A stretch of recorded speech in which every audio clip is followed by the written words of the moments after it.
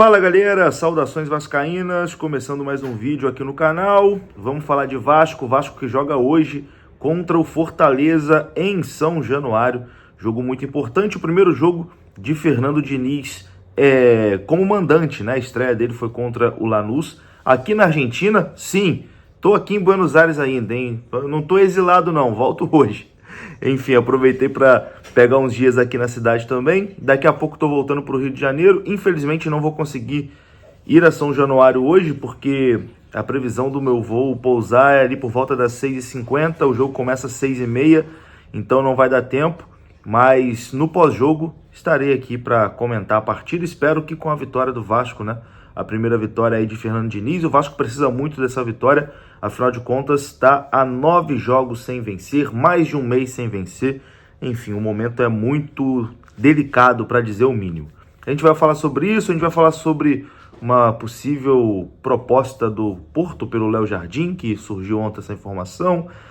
As prováveis escalações, Ryan, que foi convocado aí pela seleção sub-20, enfim, um resumão aqui do que aconteceu de ontem para hoje, nesse pré-jogo aqui de Vasco e Fortaleza. Tamo junto? Deixa o like, se inscreva aí e a vinheta rodou.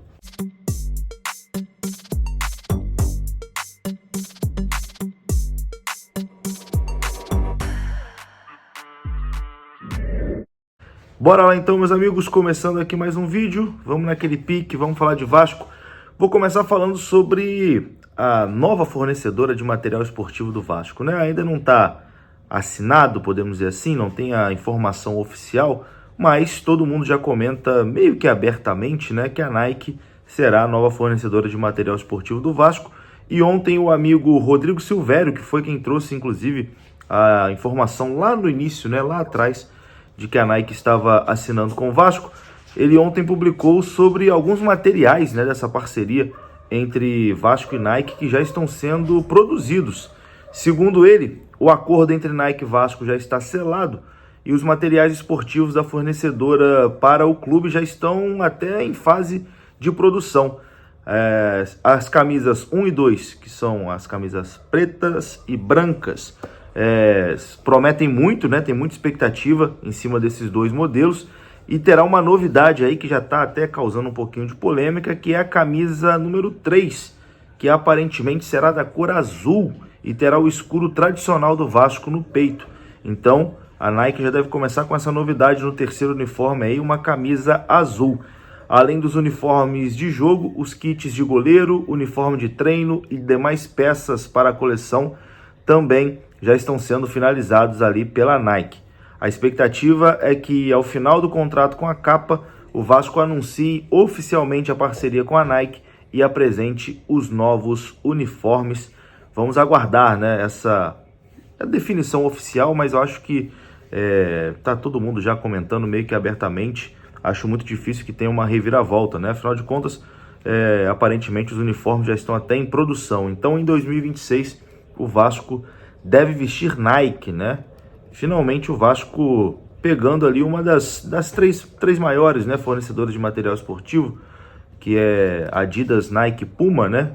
Acho que tinha muitos anos já que o Vasco não usava uma dessas três marcas, né? E agora, a partir do ano que vem, o Vasco usará Nike, ao que tudo indica. E aí, tá animado com a Nike no Vascão? Deixa aí nos comentários, que é importante também.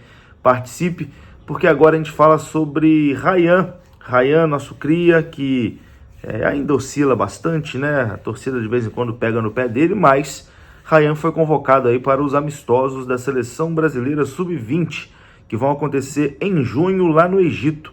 A seleção foi convocada pelo treinador Ramon Menezes na noite de sexta-feira para 3 amistosos na cidade do Cairo, na data FIFA de junho.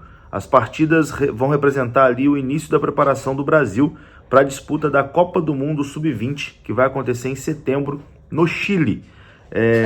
O Vasco vai enfrentar o próprio Egito no dia 4, às 3 horas, depois vai encarar a Arábia Saudita no dia 7 e encerra essa sequência de amistosos aí contra a Coreia do Sul no dia 10. Então o menino Ryan está convocado aí, bem possivelmente deve jogar a Copa do Mundo Sub-20 também com a seleção. Ele foi um dos destaques ali no Sul-Americano, né? Participou bem.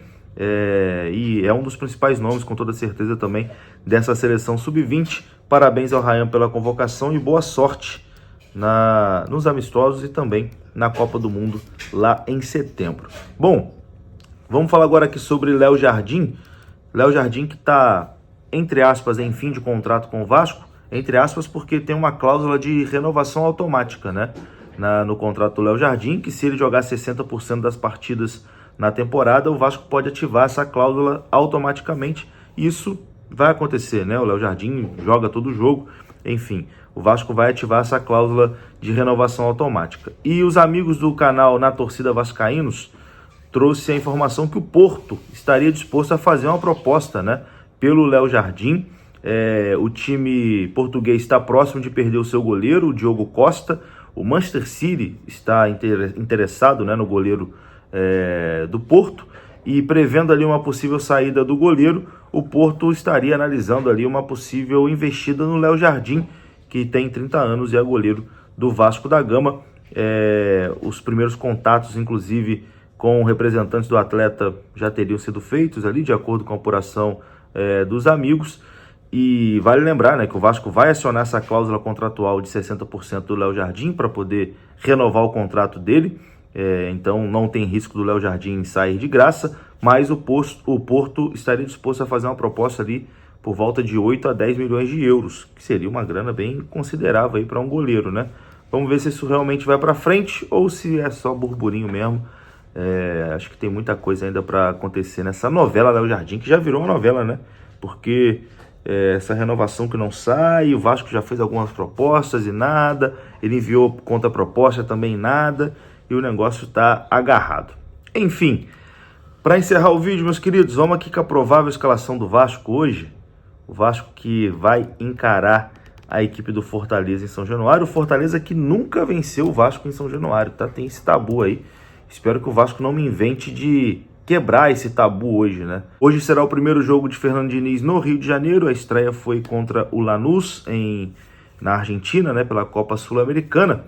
E para esse jogo de hoje, o Diniz não terá novos desfalques, né? Nem por lesão e nem suspenso. O novo treinador do Vasco vai poder repetir a escalação que fez no jogo contra o Lanús. Ele ainda não vai contar com o Lucas Freitas, né? Que já estava lesionado. O Payet também, que já estava lesionado e segue ali em recuperação.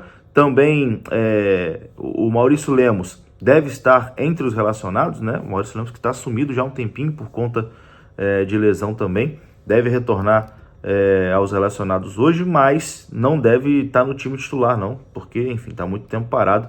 O Luiz Gustavo deve fazer a zaga ali com o João Vitor. Então a tendência é que o Vasco até repita a escalação que entrou em campo contra o Lanús. O Vasco deve ir a campo com Léo Jardim, Paulo Henrique, João Vitor, Luiz Gustavo e Lucas Piton, Hugo Moura, Tietê, Felipe Coutinho, Ryan, Nuno Moreira e Verratti. É o provável Vasco hoje contra o Fortaleza, 6h30 em São Januário. Vamos ver se a primeira vitória com o Diniz finalmente sai. É isso, né? Vou ficando por aqui, volto depois do jogo. A gente conversa mais aqui. Valeu, um abraço.